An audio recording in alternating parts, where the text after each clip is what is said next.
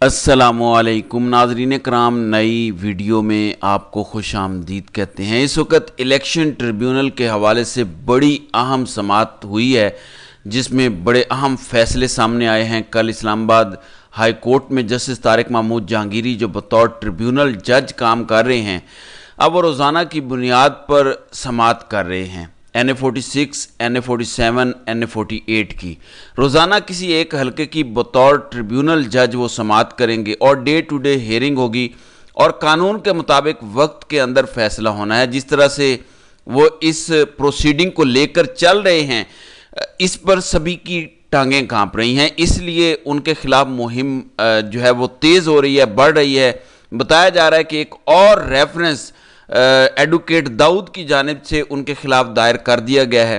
नून league को समझ आ चुकी है कि जिस तरफ चीज़ें जा रही हैं, ये मामला इलेक्शन कमीशन और उनके गले पड़ेगा। और मैं आपको बता रहा हूं कि चीज़ें बहुत ज़्यादा नून लीग और इलेक्शन कमीशन के लिए ख़राबी की तरफ जा रही हैं। कल एक नया महाज खुला है, ये सबसे हसास मामला है इलेक्शन कमीशन के लिए।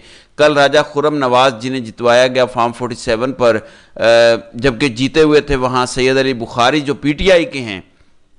अब खुर्रम नवाज़ को आखिरी मौका दिया गया था कि फॉर्म 45, 46, 47 का सारा रिकॉर्ड जमा करवाएं। बताया गया है कि रिकॉर्ड उन्होंने जमा करवा दिया है और उसके बाद जो वकील हैं आरोज़ के, उन्होंने कहा कि हमने तो बयान हल्फी भी साथ दे दिए हैं, गो के बयान हल्फी ज़रूरी नहीं थे। इस पर तारिक महमूद जहांगीरी ने कहा कि चलें दोबारा सेक्शन 147 पढ़ लेते हैं। दोबारा सेक्शन 147 पढ़ा गया तो उसमें बयान हल्फी का जिक्र मौजूद था। अब जो सबसे हसास और अहम मामला खुल गया है वो है EMS का मामला। EMS इलेक्शन मैनेजमेंट सिस्टम, ये करोड़ों रुपए पाकिस्तान के अवाम के टैक्सों के पैसे लगाकर एक सिस्टम तैयार किया गया। एक रिटायर्ड कर्नल को इस प्रोजेक्ट का हेड लगाया गया। इस सिस्टम के बारे में बताया गया कि ये वो सिस्टम है जिसके तहत धांधली नहीं होगी और कहा गया कि जितने भी प्रिजाइडिंग ऑफिसर्स हैं उनके मोबाइल में ये सॉफ्टवेयर होगा, ये ऐप होगी और जैसे ही फॉर्म 45 तैयार होगा वो इसकी तस्वीर बनाएंगे तो टाइम और लोकेशन उस ऐप पर आ जाएगी और वो फॉर्म 45 अपलोड हो जाएगा।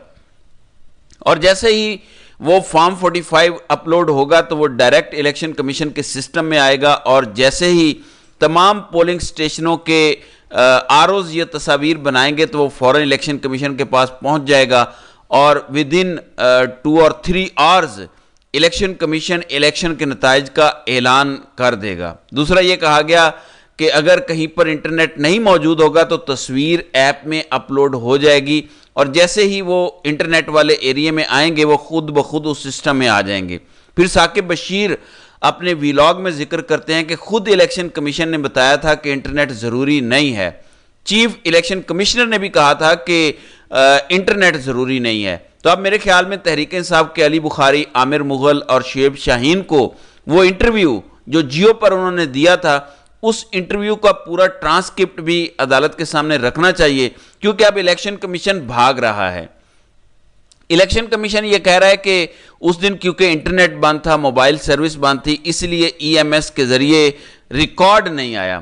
फिर तारिक महमूद जहांगीरी ने उनको कहा कि आप मुतलका सेक्शन पढ़ें। सेक्शन पढ़ा गया जिसमें यह लिखा हुआ था कि EMS कैसे काम करेगा। ये सबसे क्रूशियल इशू है, ये सबसे हसास मामला है, इसी पे ये सारे फंसेंगे और इस पे तारिक महमूद जहांगीरी ने बड़ी सख्त ऑब्जर्वेशन दी है। ये मामला इसलिए इम्पोर्टेंट है कि सारी धांधली यहीं पे हुई है। EMS के ज़रिए इनको रिकॉर्ड भेजना था, फॉर्म 45 प्रिजाइडिंग ऑफिसर्स को भेजने थे, इन्होंने क्यों नहीं भेजे, उनसे जस्टिफिकेशन ली जाएगी, उनसे पूछा जाएगा और कानूनी तौर पर वो पाबंद थे। जैसे तारिक महमूद जहांगीरी ने कहा कि कानून में जो चीज़ें लिखी हुई हैं वो हम पूछेंगे प्रिजाइडिंग अफसरान से, प्रिजाइडिंग अफसर को तलब करेंगे, तलब करके उनसे पूछेंगे। इस पे RO के वकील ने कहा कि सर उनको कैसे बुलाएंगे। फिर एक और मामला भी पूछा गया कि जो पैकेट प्रिजाइडिंग अफसरों ने बंद किए थे उस पर तमाम उम्मीदवारों के दस्तखत या उनके एजेंट्स के दस्तखत होने थे। कानून में लिखा हुआ है कि अगर दस्तखत नहीं होंगे, कोई दस्तखत नहीं करेगा तो प्रिजाइडिंग अफसर वजह लिखेगा कि फलां ने दस्तखत क्यों नहीं किए। तो इस पर उन्होंने कहा कि यह मामला तो इन्होंने उठाया नहीं अपनी इलेक्शन पिटीशन में, اس پر طارق محمود جہانگیری نے کہا کہ یہ الیکشن ٹریبیونل ہے، یہ انکوائری ٹریبیونل ہے، اگر کوئی معاملہ نہیں بھی اٹھائے گا تو ہم اس کو دیکھیں گے، ہم نے دیکھنا ہے کہ قانون کے مطابق الیکشن ہوئے یا نہیں ہوئے، اور اگر قانون پر عمل نہیں ہوا تو جس نے عمل نہیں کیا اس کے لیے کانسیکوینسز ہوں گے، اور جس پریزائڈنگ افسر کی ضرورت پڑی ہم اسے بلائیں گے۔ اس حلقے میں 261 پریزائڈنگ افسر ہیں۔ عدالت نے کہا کہ جس بھی پریزائڈنگ افسر کو بلانا پڑا اس کو عدالت طلب کرے گی، بطور وٹنس بلا کے اس کا بیان ریکارڈ ہوگا، اس پر جرا ہوگی، اس کو جواب دینا ہوگا، اور اگر کسی پریزائڈنگ افسر نے جھوٹ بولا تو اس کے کانسیکوینسز ہوں گے۔ تو یہ ایک نیا چیپٹر کھل گیا ہے ای ایم ایس والا۔ اب یہ جو سکندر سلطان راجہ جھوٹ بولتے رہے پہلے کہ انٹرنیٹ کی ضرورت نہیں ہوگی، اس دن انٹرنیٹ بند کر دیا اور اس کے ذریعے سارا کھیل کھیلا گیا۔ اب یہ حساس معاملہ عدالت میں ٹیک اپ ہو چکا ہے، اس پر ان کو جواب دینا پڑے گا۔ اس کے علاوہ عدالت نے یہ بھی کہا کہ سارا ریکارڈ آ گیا ہے، اس ریکارڈ کو کوئی شہری جا کے دیکھنا چاہتا ہے وہ درخواست دے کر رجسٹرار کے پاس جا کے وہ ریکارڈ دیکھ سکتا ہے، کسی کو اس کی کاپیز چاہیے وہ لے سکتا ہے۔ دوسری جانب جو اس وقت خبر آ رہی ہے اس کے مطابق جسٹس طارق محمود جہانگیری نے ریٹرننگ افسر سے NA-47 کا الیکشن مینجمنٹ سسٹم کا ریکارڈ طلب کر لیا ہے۔ ساتھ ہی عدالت نے اب علی بخاری والے حلقے کی تاریخ سوموار کی رکھی ہے۔ آج ایک حلقے کی سماعت ہوئی ہے، ایک حلقے کی کل سماعت ہوگی جمعرات کو، تو 3 دنوں میں ایک حلقہ کر کے یہ کیس سنا جائے گا، اور اس طرح سے روز ان کیسز پر سماعت ہوگی۔ پھر عدالت نے کہا کہ سوموار کو دونوں سائیڈز پرپوزڈ ایشوز کی لسٹ جمع کروائیں۔ ان پرپوزڈ ایشوز کی لسٹ جمع کرانے کے بعد باقاعدہ ایویڈنس ریکارڈ کرنا شروع کر دیے جائیں گے۔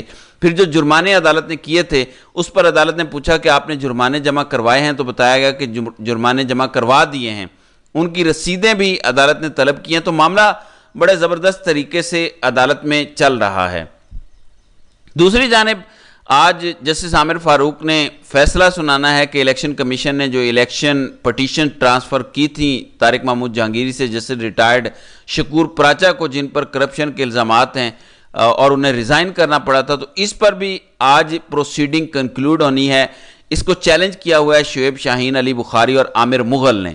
اس میں عامر فاروق نے انجم عقیل کو بڑے سخت ریمارکس دیے تھے، آبزرویشن دی تھی، کہا تھا کہ آپ کو شو کاز نوٹس جاری کریں گے، کنٹیمپٹ پروسیڈنگ کریں گے، لیکن کل وہ معاملہ سارا عامر فاروق نے تقریباً ختم کر دیا اور انجم عقیل کے خلاف کوئی کارروائی نہیں ہوگی۔ لیکن اس معاملے پہ آج امید ہے کہ فیصلہ محفوظ ہو جائے گا کہ الیکشن کمیشن نے جو الیکشن پٹیشن ٹرانسفر کی تھیں طارق محمود جہانگیری سے لے کر شکور پراچا صاحب کو، الیکشن کمیشن کے اس آرڈر کو سسپینڈ کیا ہوا ہے عامر فاروق نے، اور طارق محمود جہانگیری کو الاؤ کیا تھا کہ وہ کام جاری رکھیں۔ اب اس پہ فائنل آرڈر آنا ہے، کیا عامر فاروق اس کو فائنلی اڑا دیں گے یا الیکشن کمیشن کے فیصلے کو کچھ آبزرویشنز کے ساتھ برقرار رکھیں گے اور یہ دوبارہ الیکشن پٹیشن ٹرانسفر ہو جائیں گی، یہ اب دیکھنا ہوگا۔ تو یہ اس وقت صورتحال ہے۔ پھر آج مخصوص نشستوں والا فیصلہ بھی آ سکتا ہے۔ اگر مخصوص نشستوں والے کیس کا فیصلہ آ گیا تو یہ بہت بڑی خبر ہوگی کہ مخصوص نشستوں والے کا فیصلہ کیا آتا ہے۔ پھر آج عامر فاروق نے ایک اور کام یہ کیا کہ جسٹس بابر ستار کے پاس جو پی ٹی آئی جلسے کی درخواست تھی، جو کمشنر نے آرڈر سسپینڈ کر دیا تھا ڈی سی کا، اس پر بابر ستار نے کہا تھا کہ آپ الگ پٹیشن دائر کریں۔ پی ٹی آئی نے پٹیشن دائر کی تو عامر فاروق نے اسے اپنے پاس لگا لیا، بجائے اس کے کہ وہ جسٹس بابر ستار کے پاس لگاتے۔ اس پہ پی ٹی آئی اب کافی زیادہ اعتراض کر رہی ہے، لیکن پی ٹی آئی کو یہ اعتراض جسٹس عامر فاروق کے سامنے جا کر کرنا چاہیے۔ پھر آج عمران خان سے اڈیالہ جیل میں پرائیویٹ ملاقات اور مشاورت کا جو عدالت کا 6 مئی کا حکم تھا اس پر عمل درآمد نہیں ہوا، تو اس پر جو سماعت ہے سردار اعجاز اسحاق خان کر رہے ہیں۔ پھر فواد چودھری کی توہین الیکشن کمیشن کیس میں فرد جرم کی کارروائی کے خلاف سماعت ہے جو جسٹس سمن رفت کے پاس لگی ہوئی ہے۔ پھر عدت کیس پر بھی اس وقت سماعت جاری ہے۔ اسی طرح عمران خان اور بشرا بی بی کے خلاف القادر کیس کی سماعت بھی جاری ہے جس وقت میں یہ ویڈیو ریکارڈ کر رہا ہوں۔